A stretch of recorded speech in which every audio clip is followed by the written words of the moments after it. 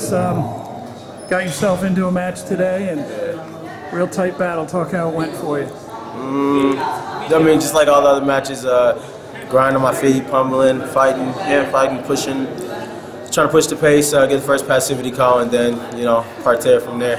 Pretty much all these matches are one out of parterre. So. Now, we crawled out of bounds and you got a 2 on that. Was that what you could feel that this guy was running? I mean, yeah, I felt him crawling, and so I was trying to arch my back on reverse to pick him up, but as soon as I felt him crawling, I kind of went with it and tried to get the call and ended up getting the call. And then second time coming around, I was on top. I tried to choke him out. I really did, and they called us up because it was illegal, but it is what it is. You're so close. How do you just get over the hump and get that? For me, it's clearly it's parterre, huh? You know, the match with the Russian, the match right here with the French guy. I'm winning both matches. You know, first period, I'm winning both matches. So I got to finish these matches in parterre. I had an opportunity on top to turn them, obviously, both opponents, and then I had an opportunity on bottom to defend. Lost in both those situations, and I got to win those situations.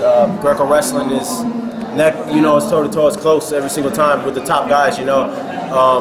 They stop each other. A lot of people stop everyone on their feet, you know, because it's a grind on your feet, you know, and it comes down to parterre. And I think the Europeans and these other countries got it down really well, this parterre game. And so we're still developing on that as a nation. You see, parterres are, I mean, it's huge for us Americans. Every single person got turned, you know.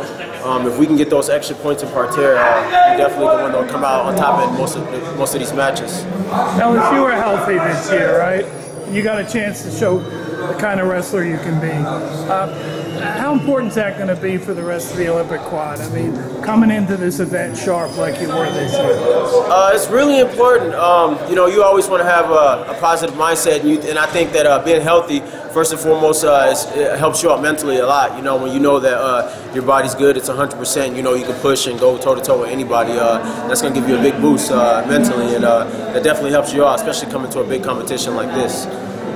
Is there more emphasis? Do you guys emphasize more on parterre more on trying to get the guy put down than trying to get takedowns? No, takedowns is what we emphasize a lot, being able to get to our ties and scoring. But you see in these big matches, these guys they're stopping scoring. You know, every single opponent, every single person knows that you're going to go down.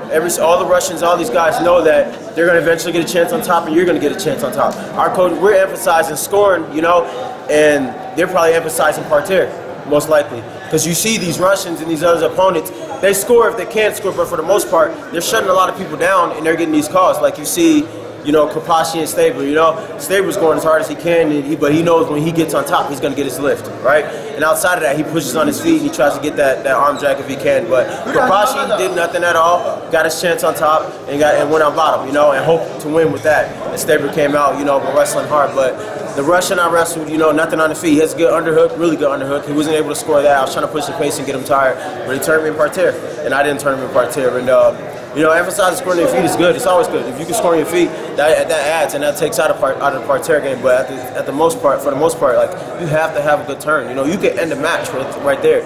You're getting a chance to get your hands locked on somebody, on top of somebody. You know, because 99% of the time, everybody gets their hands locked. You know, and turn that person 1 to 2 times. You know, and I mean, that's a match ender right there. So I think that I definitely got to work on my parterre.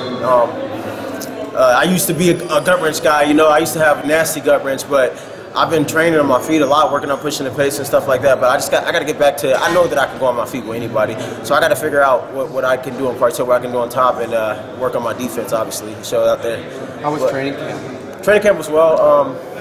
You know, I like to think I'm old now, but you got 34-year-olds winning world titles out here, 35-year-olds, you know, so, I mean, you got a lot of years ahead of that. You know how optimistic that makes me, you know, so, like, I mean, it means the world to me, you know, to be able to compete. You know, I'm grateful that I'm able to come out here and compete. You know, you got a lot of people who can't even compete, you know, and like Rich Perry, you know, look what happened to Rich, you know, so anything can happen to anybody, you know, any given day, you know, so, like, you know, I'm really grateful to be able to compete.